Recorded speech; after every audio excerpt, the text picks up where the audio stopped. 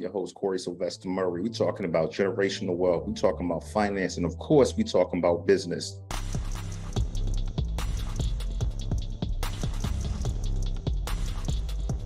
My man, Eric, who do you have for this week's Black Man Sunday Spotlight? My brother, you've been killing it the last few weeks. Hey, Corey. Hey, man, I do appreciate that, man. Today's Spotlight, we're going to talk about a little bit about this female. Her name is Ella Baker. Now, you know what? We're often taught that the civil rights movement was mainly hemmed by men like Reverend Martin Luther King, but it also was some women leaders out there by the name of Ella Baker.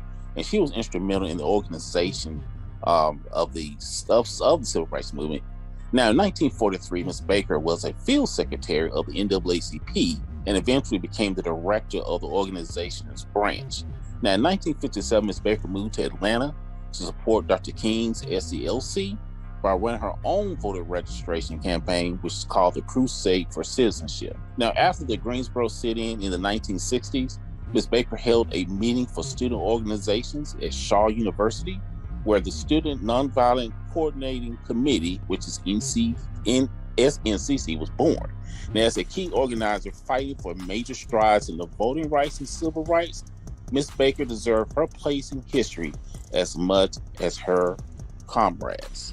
Now, with that being said, I'd just like to take a quote out of Mr. Dr. Seuss, who we used to grow up with, and his thing was, why fit in when you was born to stand out?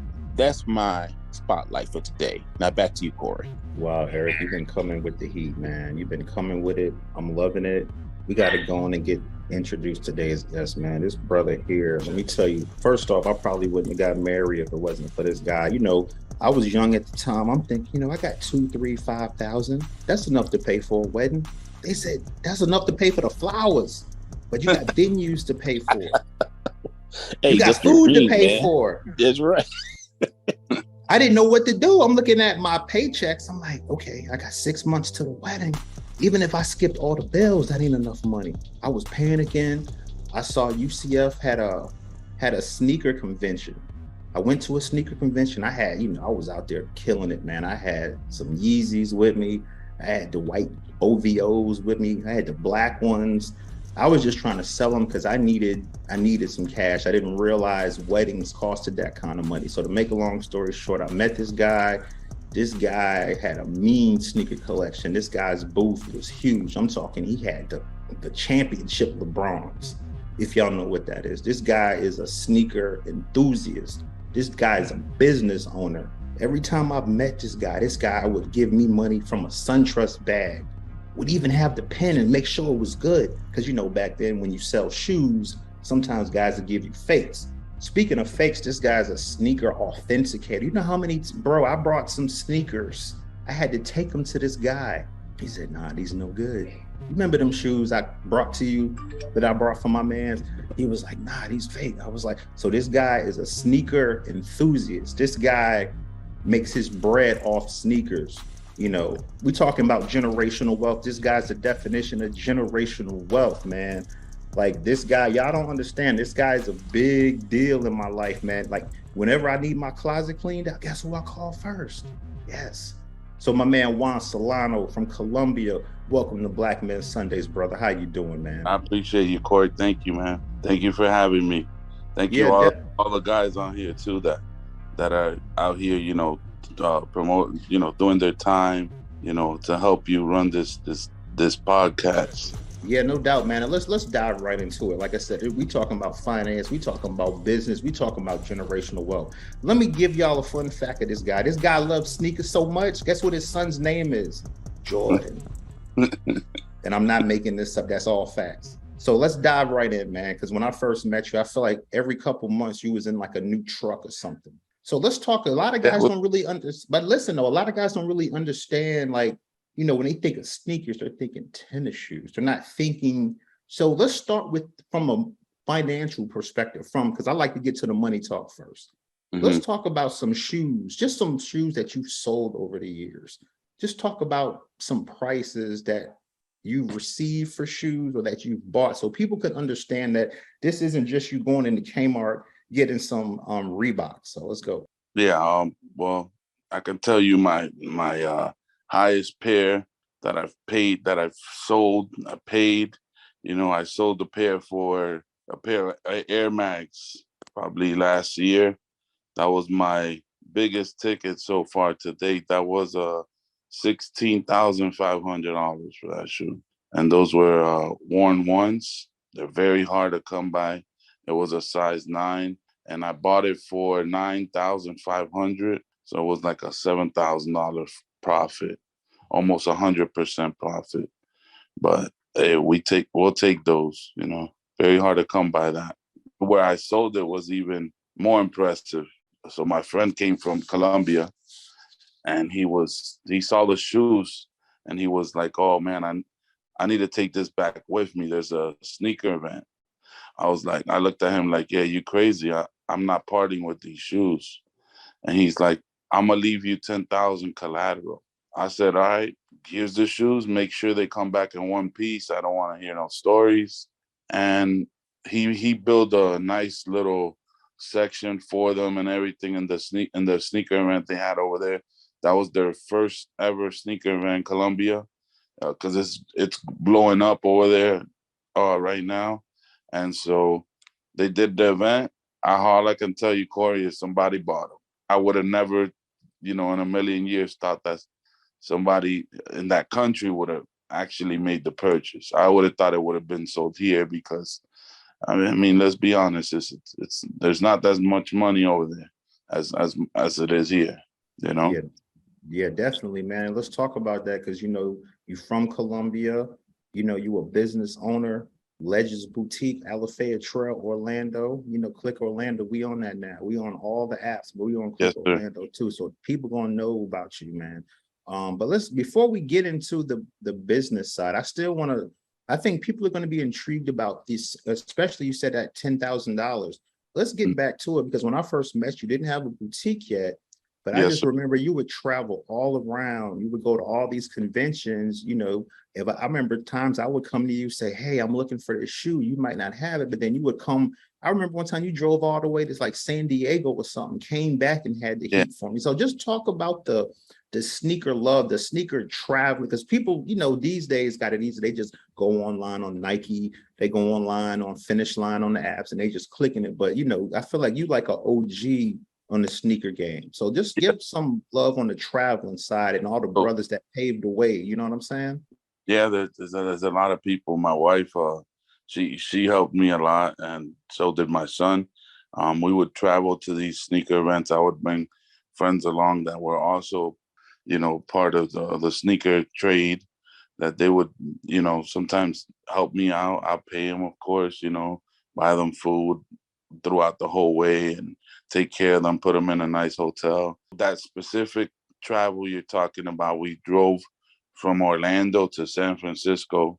It was a 2-day sneaker con event. I would do all the sneaker cons with Sneaker Con. We would travel around the whole country. It was good money. It was, sometimes it'd be 20, 30,000, $40,000 shows. And like you said yourself, I might not have the shoe, but at the event, I would be able to find it. So I would I remember I found you a pair that you had I wanted, and you had asked me, "Hey, I need these Chicago Off-Whites." I didn't have them at the time, and you were like, "I needed it this size," and I told you I got them at that convention. I brought them down here for you, and we met up in downtown at that 7-Eleven, and we got you right. Yeah, man. So let's talk more business now, because like I said, you saying that these sneaker shows you're getting 40,000. So people not really understanding the type of money that goes into this. Mm-hmm. So let's talk about the general wealth perspective of this. How are you able to take care of your family? How are you able to live off this sneaker lifestyle? The shoes are a big part. And second biggest part is me being conscious and buying them at a fair price. So where I can make some money on it. I can make 30-40% residual income off that shoe once I sell it. And, with these sneakers, most of the time, they're going up in value. They're not losing their value. The longer the sneaker that you hold it, the harder it becomes to find it. And if it's in a brand new condition, you're going to get paid for it because nobody else has it. Now you have the ball in your court where, hey, you want this shoe? I have this shoe. It's brand new. You can't just go in any sneaker store or online and find this shoe. I want this amount of money for it. And so that's where that plays a big part. I can hunt down people that are selling their collections. I was lucky. For me, Corie had a wedding. He had to dump some real beautiful pairs that he had in new condition, and he took care of the shoes real well, bagged them up, and I was thrilled to buy them from him. Because not too many people had that, and I needed it for my sneaker show. When I would set up, I would like a assortment of product that you can't find, and then people would come to my table as soon as I opened, and they knew what they were getting from me. Keeping it real on here. And that's what we do on Black Men Sundays, man. So let's fast forward a little bit. Because like I said, when I met you, you were more on the road. You would, be out of town. I hit you up. Well, I'm in this town. I remember one time you was at SneakerCon. I think it was in like Denver or somewhere. And you brought me back them Yeezys, the glow in the dark 750s. You remember them? Yes, but, sir. So but I remember at the time you were more mobile. But but as the years went on, you're like, hey, I got a boutique now. I'm on the East Side, Legends Boutique, right across from UCF. So how did that come about? Like, did you use sneaker money to finance this boutique? I did use sneaker money. So I went to this event in LA, and events weren't becoming as successful for me. When I say as successful for me, I mean I would project a certain amount, and if I didn't hit that amount on these trips, I would be pissed at myself because I'm the breadwinner for my family. I have a lot of bills to pay. I have to also fund my business with this money. So it's like I'm recycling this money to keep moving my business bigger and move it forward and make it bigger and buy more shoes. So the events became less and less every time. So it went from 30 to 25 to 20. And I think one day I hit like 10 in Dallas. And then the next one was LA, 2-day show. And so I was a little upset. And I went to the LA show, drove here 30 plus hours. When I got there, the first day, it wasn't as successful as I thought it would be. I made like 10,000. And I was thinking it was gonna be like a $30,000 to $40,000 show again. It was 2 days, so I'm thinking, hey, this is gonna be a $30,000, $40,000 week, and that 10,000 kind of like threw me out, And I had said something to a employee that was part of that convention, and I guess he had his mic because they all had mics. And I guess his mic got stuck on. His mic got left on. And we had a conversation that was for me and him to hear. And the owner heard it. And he just straight up asked me, hey, how have these last shows been for you? And I clearly told him my input. I was like, hey, it's not been good. These people have these YouTubers playing basketball here. And when that happens, it sucks the life out of this show. We're not making money, and we're not here for selling shoes, which is the purpose of this event. There's an hour and a half to a 2-hour window where these people are at this show watching these YouTubers. We're not making money. It's affecting our show. And so the owner heard it, and he's very prideful. He doesn't like anybody to say anything negative about his show. But I told the guy, hey, I'm gonna let you go. I'm gonna set up. So as I'm walking by the owner, he tells me, hey, I don't think you're no longer welcome here. You're bad-mouthing my show, this and that. I was like, hey, it's no problem. I grabbed my son, I left. I said, if I'm not welcome here, I'm not setting up. So I took off home. The whole ride, I'm going home. I'm thinking to myself, how am I gonna, figure this out? This was my business. This was my bread and butter. This event, this one event. how am I gonna get out of this hole? You know? So the whole ride, my wife's like, oh, don't worry about it. I'm gonna help you. I'm like, yeah, but these bills come in. They don't wait for nobody. And I also needed to buy shoes. I only had that 10,000. That 10,000, I still had to pay gas and hotels and food. So we talking about, out of that 10 that I made on that one day, probably 2 are gone. So I'm coming back with like 8. And I mean, I still had 1,000 pairs of shoes in my possession. With that 8, and I had some money left over. My mom also gave me a $10,000 loan, and she said, "You need to open a store. People don't know about you. You're sitting here behind." I mean, I also sold shoes to Go, StockX. I've had several websites. I've done it online. I've done well online. I also sold shoes online, so I got some money from online. I got some money from my mom. I got some money I had put up, and we went and opened this store. Like you was talking about it. It's across from UCF. The address is 4498 North Alafaya Trail, Suite 336 in Orlando, Florida. And we started there. And man, Corie, I can't believe it to where I've gotten it today. It's to the point where that store that I built is now too small for me, and I have to go get a bigger building because that place I can't even. There's nowhere else to put shoes in that store. And let me ask you a question, because I still don't think people really understand. People thinking tennis shoes. They thinking Reebok Classics. They're thinking, Air Maxes, which you can get some money for those. But, Yeah. So when you sold shoes on StockX and Go, just collectively, on an average, how much would you say you made off just online money?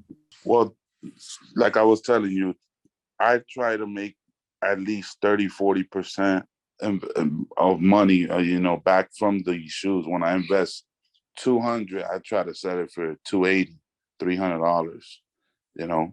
And I have to look at that market. I have to see what I'm buying for. I have to see what I'm gonna sell it for. And it's usually like 30-40% residual that you'll see from reselling shoes. Of course, there's some shoes you might get for a deal. You might be able to make 60-80%. If you hold the shoe, a long time, you might be able to make 100%. So it all comes down to, do you have money to sit this shoe on the sideline and say, hey, I'm gonna forget about this shoe and wait till it goes up and make 100% on it? Because I've done that. There's been times where I have bought 100, 150 pairs of this one shoe, but I know this one shoe is gonna double in value, and that takes skills and knowledge for you to do that. You can't just go out there and say, hey, this Reebok Classic is going to double in value. Again, like you were saying, most of the shoes that I collect are very sought after, hard to find. Jordans, retros. You have some Yeezys that are hard in value. You have most of the sneakers right now that are very exclusive to boutiques and rare stores for like House of Hoops, Foot Locker, and you have your Champs, and that they barely get any. Those are the ones that are valuable, generate that wealth for you. And as long as you hold it, the more you hold it, the better it becomes. I know a lot of guys got at least 100, 200 pairs in their closet. They live in apartments. They in the hood. They got nice cars. They're not generating any wealth. They're paying people rent. Tell the brothers on this line and the brothers that are listening all across this world, if you have some valuable shoes in your closet, can that create generational wealth and change your life situation? Yes, sir. I have several stories like yourself. You are one of the testimonies. I mean, yours wasn't to create wealth, but it created a beautiful life for you, where you created a huge memory that you will never forget. By selling your sneakers, you made your wife's dream and your dream a possibility, and your family's dream, because they were also a part of it. For these people that have these closets, these brothers and sisters these my young minorities. I have several testimonies. I have this one guy, his name was Jose. He sold me everything in his collection he had to buy his first house. This was probably 6 years ago. He still thanks me to this day. He comes every now and then, brings me Chick-fil-A, or gets me food for my lunch or whatever. He thanks me to this day. He tells me, "Hey man, I was able to buy that home with that money you bought my collection." It was about $6,000 he needed for his down payment, right? And he took them $6,000. I gave him a receipt and everything. We typed everything up. He's like, they need to know where it's coming from. I said, "Hey, no problem. I have a business. I have a business account. I could give you receipts. They can see it's coming from my business." And so he took that, deposited, and he got his home. Like 3 years later down the line, he sold that home. He made $100,000 cash money, and now he has $100,000 in the bank by selling this home. He went and bought another home, put another 20,000. So now he still has $80,000 that he made off of this house just by selling this shoe, just by selling these shoes. But it all takes you. It takes a special type of person to have their head on right, because most of these people who sell their shoes, they go out and they blow the money on something that's is not significant in your life. Shoes are assets in today's market. If you sell them, you make your money, grab that money and use it again to have another asset and build your empire. You know what I'm saying? Don't just go out there and buy $4,000 wheels on your car. That probably you can hit the corner and you bended the rim. Oh, there goes your 4,000. Or it just depends on the person. You know what I'm saying? If you're smart enough and you do the right things with your money, you can build yourself up. Hey, hello, Juan. This is Commissioner Scott out of Atlanta, Georgia. I got a couple questions, man, because Corey's always telling us that he built a mini empire off of selling shoes. Yes, sir. And, with you coming on and telling us about it, it's intrigued me a little bit more, because it's like I'm starting to see what he was talking about, not only from his perspective, from others. So on average, if you keep a pair of shoes, how long would you have to keep a pair of shoes to make a 25% profit? I know it's a lot of factors, like the type of shoe and all that. But, some people, if they're just getting in the game, is there some advice on how long you need to hold on to that first pair of shoe? Commissioner Scott, that's a great question. Thank you for having me today. I would tell you there's certain shoes you don't have to wait that long. Like, I'll give you an example. There was a pair of Jordan 4 military blacks came out. That shoe is $380. That shoe cost retail $230. So it's $150. That right there is over 30%. And if you were able to buy 10, 20 of those shoes, you're looking at over $4,000 profit real quick. Wow. Okay. Initial investment plus 4,000. Right. So it's kind of better than the stock market, like Corey was telling us. It's the best thing for get into right now. That right. and I'll give you another one. I don't do it. I wish I had the time, but I'm too into these sneakers to do it.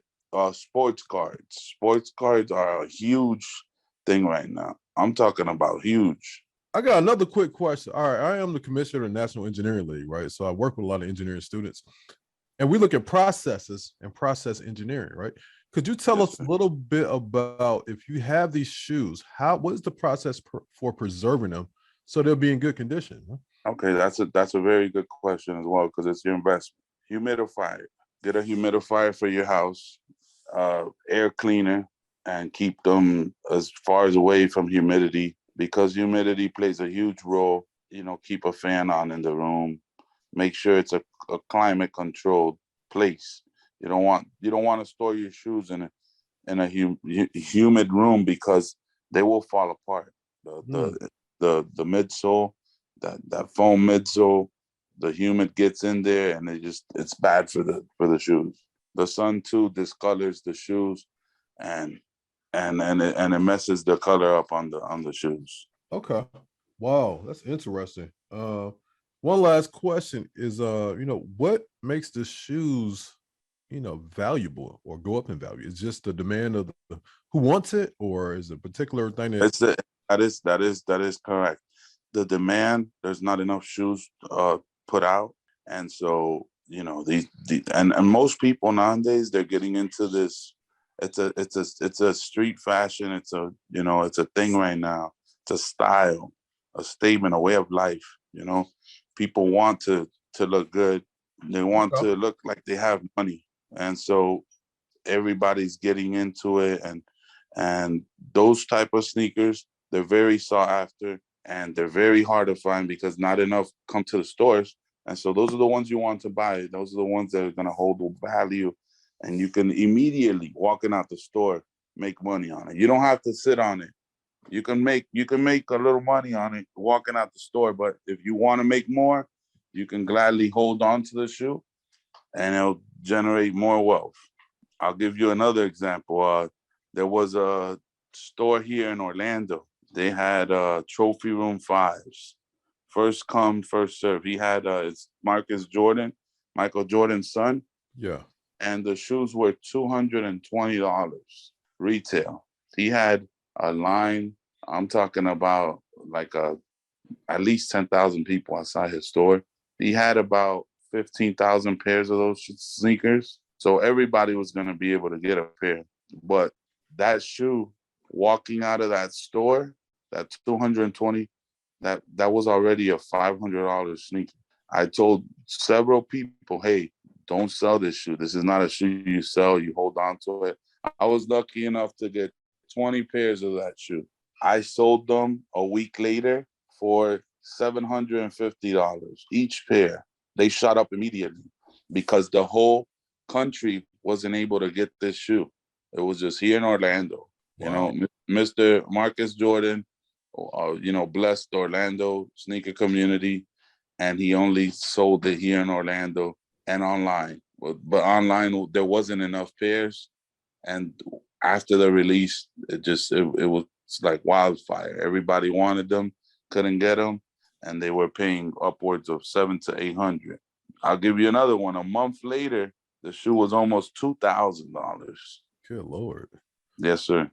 So, like, how do you do your research? Is there a way to go about conducting research to see what's going to be hot, what's coming out? Is it just relationships you got, or what?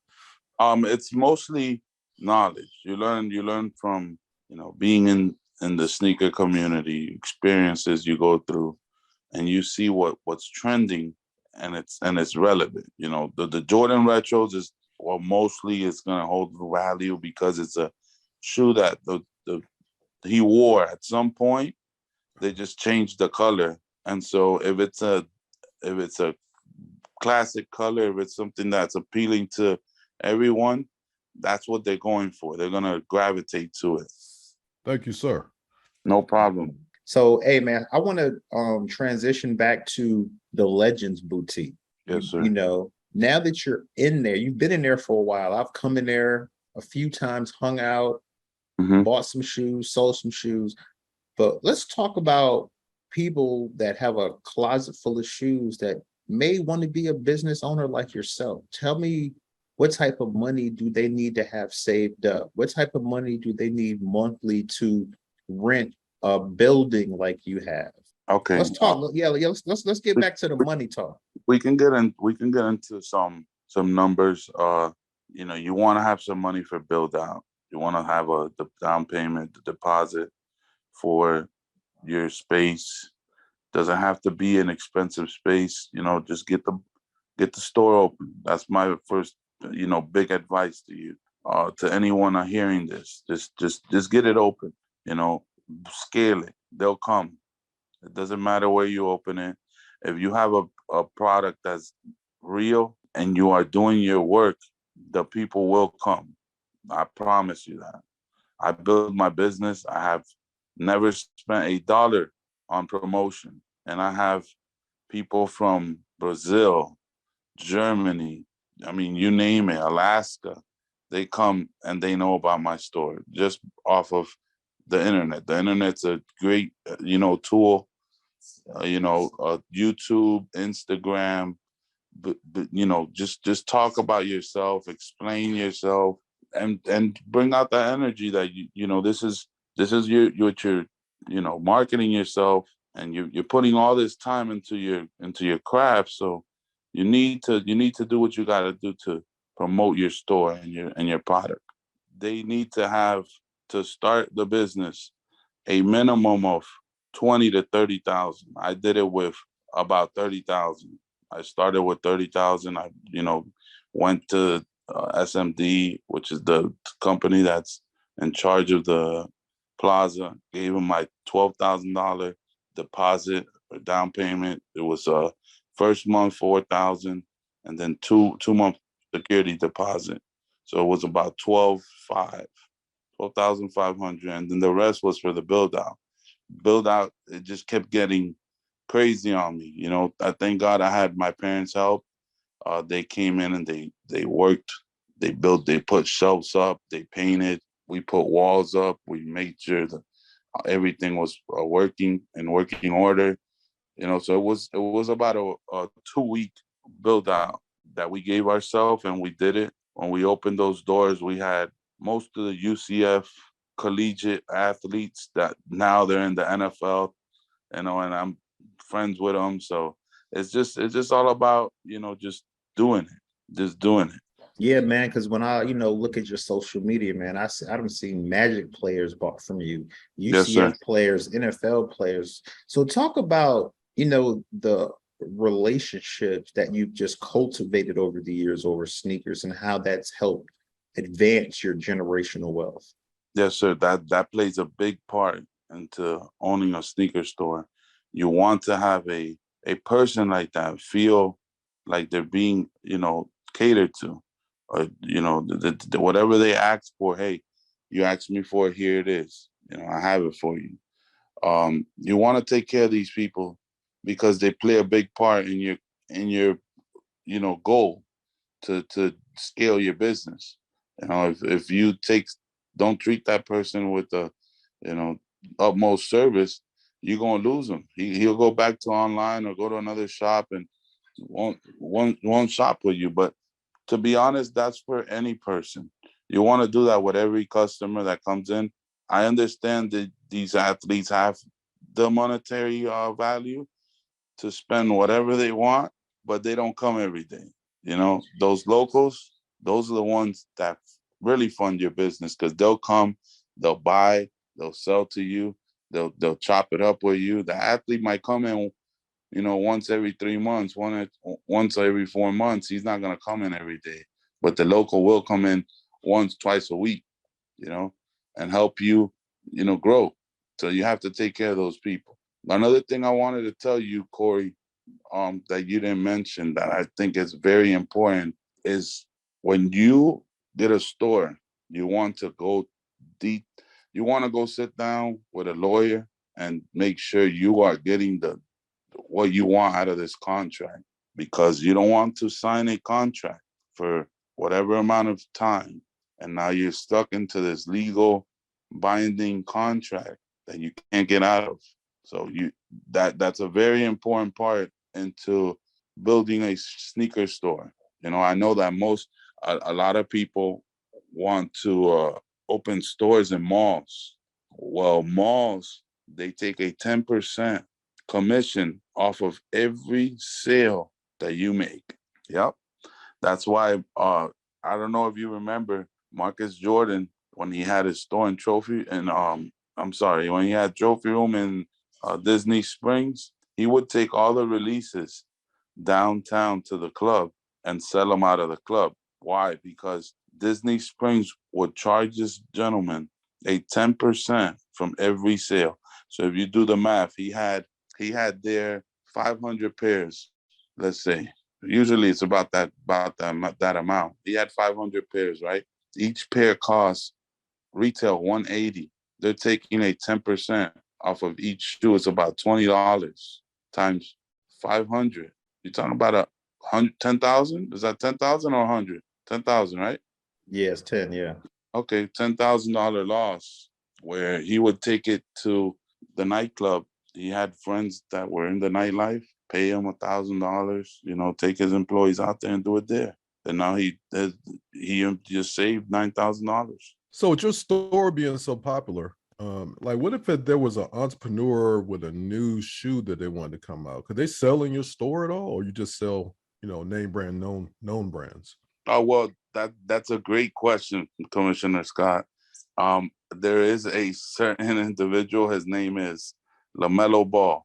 I've never sold Pumas in my life, but they became so popular that now I had to go get these Pumas for the community because they were that hyped. And one of the specific releases was the Rick and Morty. The Rick and Mortys it was a collab between, I don't know the name of the entity, but it was a collab between Rick and Morty and Puma, and they did these LaMelo Balls. Those shoes were $120 and were reselling immediately for about $300. Oh, yeah. Reason why I asked too, because the National Engineering League, we will be making shoes. The students are designing them, so we get something hot, man. Maybe we can hit you up and see if we could, sell some of your store, man. We're talking about if the best way to go about making any shoes, outsourcing to China. So for a brother like me, man, whenever I've gotten a jam, I needed $300, $500, $1,000, I would sell a shoe. Whether I would call you, StockX, Go, whoever, I would get that shoe sold. The stress immediately ended. For the guys out there that are sitting at home that have, I know guys with all the Off-Whites, all the Jordan 1s, all the Travis Scotts, and they're sitting there struggling. They're not generating any wealth. They're not helping their family out, really. They're buying shoes with their money. What advice can you give for those guys, man? Like real talk. The best advice I can give to them is sometimes you got to hit the reset button, sell, and then redo it again. It's all right. Maybe that shoe didn't pan out to be what you thought it would be. Try not to lose money. And even if you do lose money, go invest it into another shoe that will generate wealth, uphold its value better than that one, and you'll get your money back. So you won't be really losing. Yeah, you may have lost in that one scenario, but you could put it into the next one and then the next one. So just don't get stuck. If you get stuck, freeze it and, reset it and let that go and do it again. I know it's tough to acquire these shoes. You just have to keep it going. It's a question/comment, but I want to say thanks, Juan, for the knowledge, man. And thanks for, telling people about other opportunities there are out here to make money, legit money. Yes, sir. So, people don't always have to do illegal things to get ahead. They can do stuff like this, which is legit entrepreneuring. And I just wanted to say thanks for blessing us with this knowledge, man. No problem, Mr. Scott. I appreciate you having me today, and thank you, Corie.